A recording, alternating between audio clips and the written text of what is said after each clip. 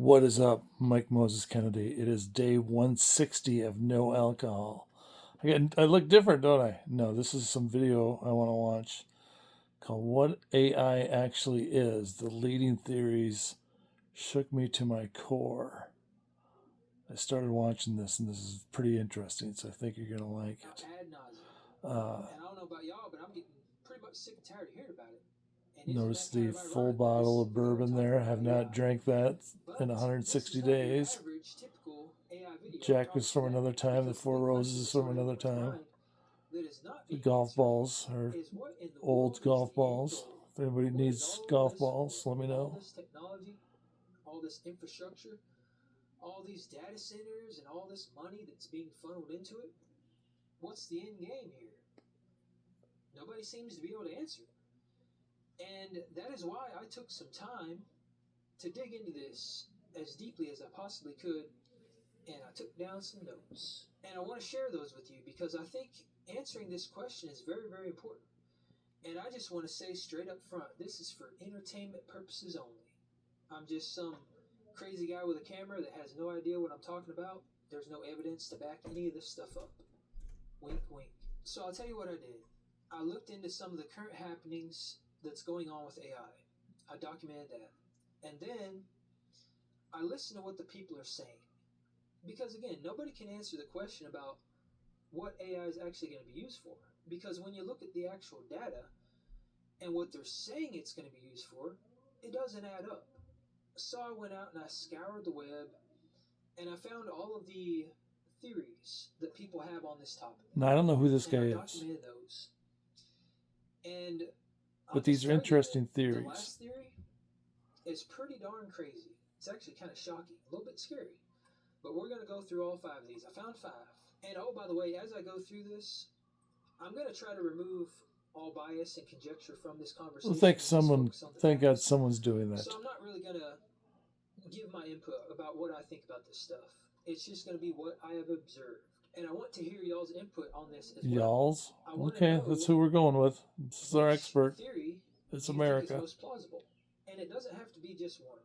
It could be numerous theories. Maybe it's a combination of all of them. But I want to hear y'all's input on this. But the first thing that we need to do before we dig into the theories is talk about some of the stuff that's happening that doesn't add up. So here's a big one here. So Coweta County, Georgia. Okay, they're implementing eminent domain, and they're trying to take over 330 private properties to expand the power out there. And all that power is going to be basically funneled straight into a $17 billion data center project. It's called Project Sail. It's going to take up 830 acres. So the people that basically have eminent domain forced upon them, some of them are actually filing lawsuits against the county and against the state for trying to take their property. Because to those people in Georgia, this doesn't really make any sense. They're putting this AI infrastructure above the people. They're willing to take their land, and they're willing to put their power and their energy grids at risk to power this data center. It just doesn't add up for these people. It doesn't add up for a lot of people from what I'm finding. And there's another project that's happening. It's called, I don't know what this one's called, but it's happening at Lake Tahoe. And basically what's happening here is that NV Energy is now telling the residents of Lake Tahoe, there's about 49,000 of them, that they're going to have to find their own source of power. Because come, May? Yeah, I heard about this. They're going to stop providing 75% of all electricity, and they're going to basically redirect that to data center projects. Kind of sounds very similar to the thing happening in Coweta County, Georgia. And this one's kind of crazy because the energy prices for these people out there around Lake Tahoe has already risen 77% since 2022 because of AI infrastructure. Again, this is another one of those situations where the power grids are basically being stressed to the limit. They're putting these data centers and the AI infrastructure over the people. It doesn't really add up. And another thing that's happening is in Utah. You might have heard this one, but in Utah, this was just recently announced. Kevin O'Leary from Shark Tank, Mr. Wonderful, all right, he just announced that they're going to be breaking ground on a 40,000 acre data center project. That Kevin 40,000 Leary, man, that acres. guy's an Now, when evil I first fucking read dude. this, I was like, there's no way this can be true. It has to be made up. People are getting the numbers wrong. Something's not right. But I did a lot of research into this, and it is actually 40,000 acres. That is 62 square miles, roughly the size of Washington, D.C. This is going to be a data center compound. And this apparently went to local jurisdiction there in Utah. 64 miles? Traveled from all over to protest this. But apparently the decision was already made before they even had the hearing. And they approved it. So it's going to happen. And this is going to use 9 gigawatts of power once it's totally done. Now keep in mind that the entire state of Utah, all infrastructure and all residences combined only uses 4 gigawatts a year. This is going to use 9. It is going to use natural gas, and it's supposedly going to be emitting 35 million metric tons of carbon emissions every single year. The entire state only emits 55 million metric tons a year. So it's going to raise the state's emissions by 64%. That also doesn't really add up to people. How do they Because when you allow think about this? that, what have we been hearing for the last couple of decades? Climate change. We need to reduce global emissions. But now we have a single data center. This is just one, keep that in mind, that is going to be emitting that much more carbon emissions. But now that doesn't seem to matter. So we have to ask ourselves, why is this infrastructure more important? And another thing about this is that they want to use floating solar panels and other renewable energy sources to power this thing. And in order for them to install enough floating solar panels in the Great Salt Lake to power this giant data center, it's going to take up another 40,000 acres. But that's going to be 40,000 acres of the lake. And what they're saying is that that amount of solar panels would cover 16% of the lake's northern arm. And this lake has already dropped, I think, 20-some% over the last, I think, 2 decades or something like that. But again, that doesn't seem to matter. And when you really dig into all this stuff that doesn't seem to matter anymore, it gets even crazier. Because from the research I've done, we'll go through some other stuff here. All right, so most of these data centers, and what I read was 80 to 90% of these data centers use water in some capacity. And when they use water, 80 to 90% of these data centers pull it from a water source. That could be a lake, a stream, a well, an underground aquifer. When you think about life, but it's always going to be you a know, natural source of water. he's going to talk about this idea. Now, some of that gets recycled and it gets put back into the 15-minute city. Some of it doesn't. And some of the water that is recycled and put back into the environment is discharged as wastewater. Now, it's supposed to be clean before it goes back out, but that is not We're necessarily just killing the planet. Stuff. And from what I read, a medium-sized data center uses around 100 million gallons of water a year. All right? Yeah, the water. Jeez, the water. Data center uses around 1 to 5 million gallons of water per day. And all of the data centers There's a fly in here. Currently use a combined total of 449 million gallons of water per day. And what makes that even crazier is that the water that's discharged back into the environment, a lot of that is discharged back in the form of water vapor. So it doesn't necessarily go straight back into the ground. It just evaporates and it goes back into the water cycle. So the problem with that, though, is that these data centers use water at a rate that is much faster than it takes the natural water cycle to replenish the water supplies in the ground or the lakes or the streams. So what happens is these natural water supplies end up running dry.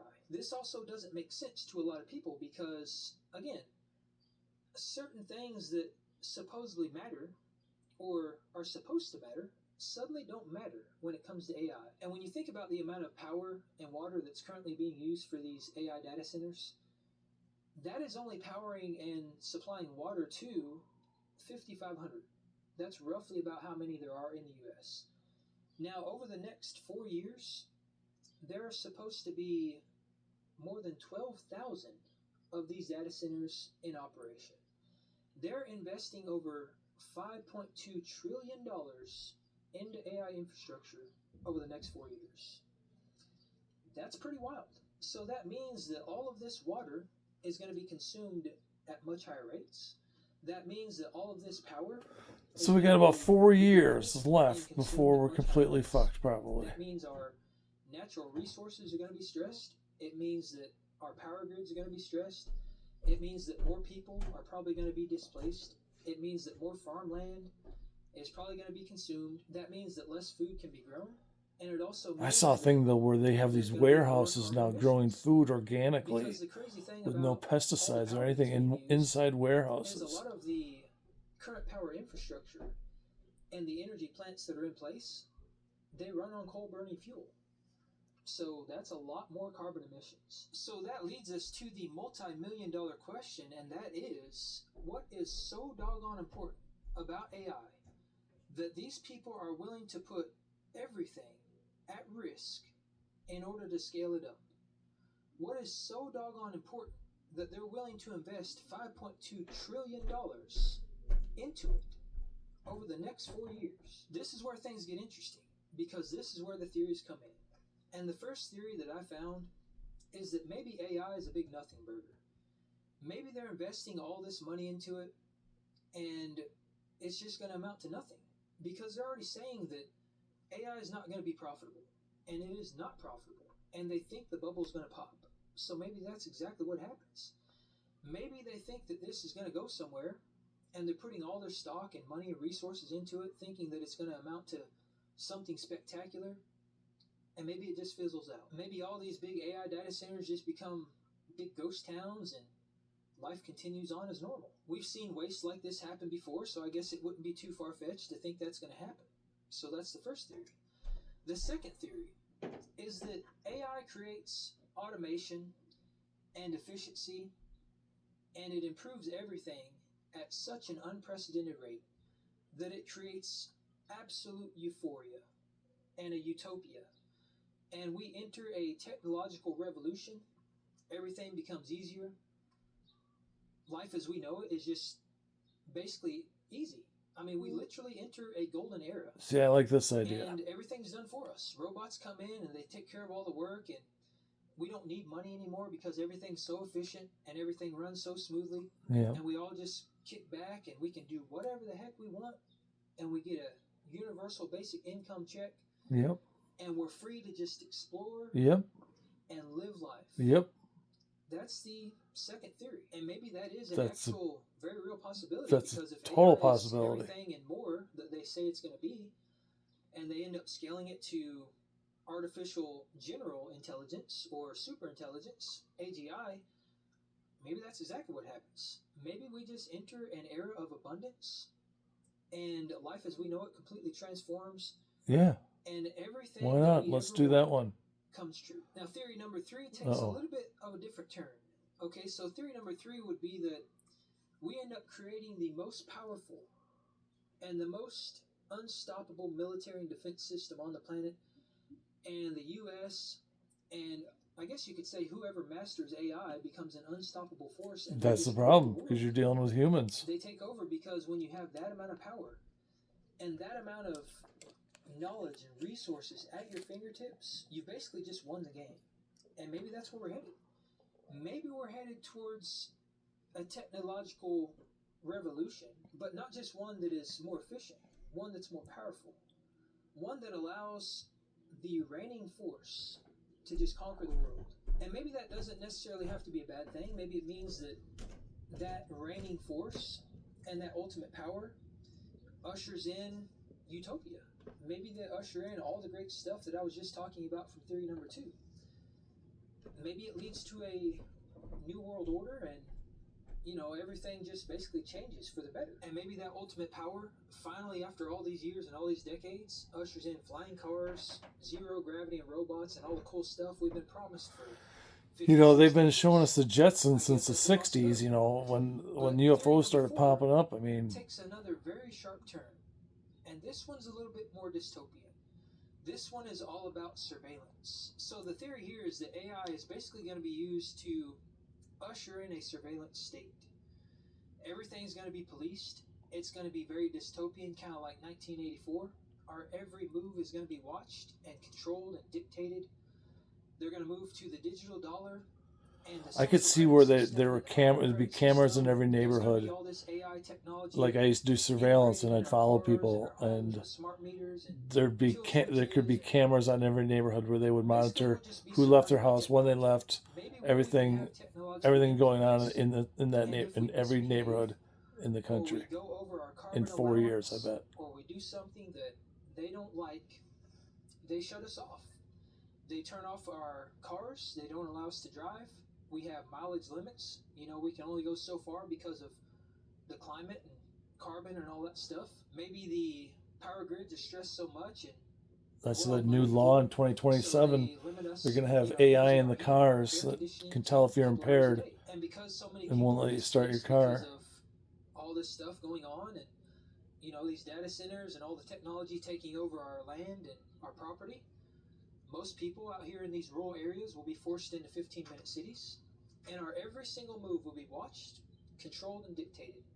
We won't be able to leave. We'll have everything there in our 15-minute city that we could ever possibly want, and that's the new reality. That's the new world. And from what I've read about this theory, that could be a good thing or a bad thing. Again, maybe that's a place of abundance. The Maybe that 15-minute is a city is an interesting crime-free concept if you look it world. up. Because everything's monitored. You don't have to worry about Everything's crime within because 15-minute if walking somebody commits a distance crime, it's on camera. that you And need. a robot is dispatched or a drone is dispatched and it takes out the criminal. And we don't have to worry about anything. Everything's handed to us. We're in our 15-minute city. We don't have to go anywhere outside of that. We have everything in those cities that we could ever possibly want. And life is just all grand. Everything is taken care of for us. That's how some people view it. Other people, on the other hand, view it a little worse than that. They view it more dystopian. They think that it would literally be a real-life version of 1984, and some people simply don't align with that. But nonetheless, that is the going theory for theory number 4. And theory number 5 is quite a bit more dystopian, and I would say actually apocalyptic. Because theory number 5, this one gets pretty wild. What this one is about is that AI is quite literally going to replace us. Not in the sense that it's going to force us out of our homes and our land, and it's going to take our jobs away and do all the stuff that we would normally be doing. It's not going to replace us in that way. It is going to replace us because we quite literally won't be here.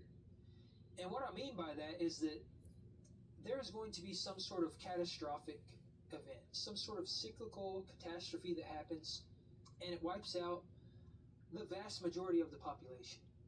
And the going theory here is that this is one of those things that happens ever so often, and there's really nothing we can do about it. It's just the way the world works, and it's kind of the luck of the draw. And when I really dove into this, I could see how that would be a possibility, because there is evidence of that throughout our history, of some sort of cyclical catastrophe basically wiping everything out, and then it starting over and building back up, and that event, that process basically happens over and over and over. There's a lot of text and literature that points to this. The Bible is one of those things, and a lot of ancient texts from even Egypt and the Mayans, and I would say just about every civilization across the world, they all talk about some sort of event that happens and wipes everybody out. And the one that you'll probably recognize the most is the flood, the Great Flood. It's referred to as different names throughout different cultures, but all cultures talk about the Great Flood. So maybe that is what we're going to be facing.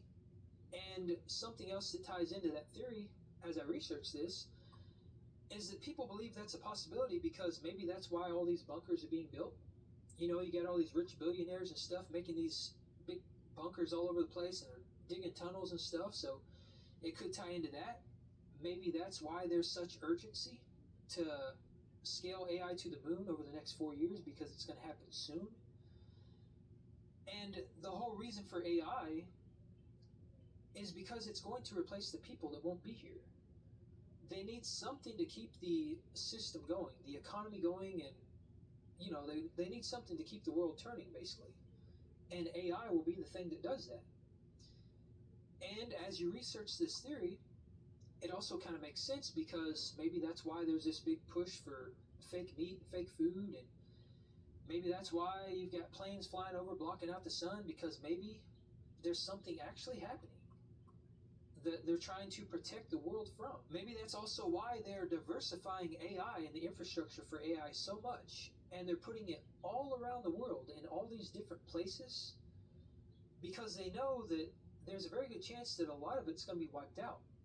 So the more they put out there, and the more diverse they make the geographic locations, the better chance that this AI has of surviving. And maybe that's also why they don't care about displacing us right now. They're willing to put everything at risk and stress the grids and push the people out of their homes and use our natural resources and take over our farmland and use our water and all this stuff, and put carbon emissions into the atmosphere and all this stuff, because they know it doesn't matter. They know that it's all in vain, because something is going to happen, and it is imperative that this AI infrastructure is there so that they have something to keep the world going, and also maybe so that they can use AI to figure out how to stop it, or to figure out how to build back, because maybe they believe that that's the only thing that's smart enough to find a solution. And the more I dug into this theory and researched it, I found that there were a lot of people talking about the Great Replacement Theory, talking about the population reduction. There was stuff referencing the Georgia Guidestones and a Deagle report, and the elites of the world talking about how by 2030 there's going to be a massive population reduction of like 70%. Yeah, And I've all heard this this. stuff's theory, but it's there. And I just want to present to you what I found. Now, whether or not any of this stuff's true, again, there's no telling. And I'm not going to tell you my opinion. It really doesn't matter at this point, because what I think is more important than all that is to just take all this information in. Look at the theories that are being put out there, because from those theories and from all of the stuff that is actually going on, the physical things that we can see, I feel like that we might actually be able to connect some dots, and we might be able to form our own theory about what all this means, about what the end game is. Because, again, right now it's all unanswered. Nobody knows for sure. So the more that we know, and the more information that we can consume, and the more that we pay attention, the more that we will, at the very least, have a general understanding of what could be coming. Because I do think it's the very end important to game understand and know what is coming. is That way we can- AI Because whether or not the bubble pops, on or we satellites enter a in state of space, utopia, or we enter a surveillance empowering state, all this, or the all world these ends things up that in make our life in any of easier, those scenarios, and we can it's focus gonna on pay the to be arts prepared, and so that no matter what learning happens, about we history know what to and do. how And to at least we're cook not and just stuck do trying all to sorts figure of it out at a things time that is inconvenient. that you would And as have far as time to what I'm do doing because to you wouldn't prepare, have to worry about you're looking earning for a it. living. You I'm could be just like, doing my I'm going to research, eat something today. I'm What do I paying want to attention make to the myself? I science, want to learn how to and I'm make listening to myself what people are something. saying. And you could have the time to Because actually all do these that, theories out there, they're just as theories right opposed to now. now where you just sit and But look at the there's going to be screen a all the point in the time. not so distant future where one or more of these theories becomes reality. And I want to make sure that no matter what reality ends up happening, I'm prepared for it. I can't And quit that's why I want you to screens. share I your was thoughts, introduced because to I want to screens know as a kid. what theory you think is the most likely to happen. Like, just think of the Is it kids a now. combination of them? Like, I was Give introduced to a yourself the theory you television choose. How at, are you going to prepare at for it? birth, and I'm still watching a Listen, television. it's a vagus nerve stimulator that taps into the Well, body's hope you learned parasympathetic something. nervous system, helping you to rest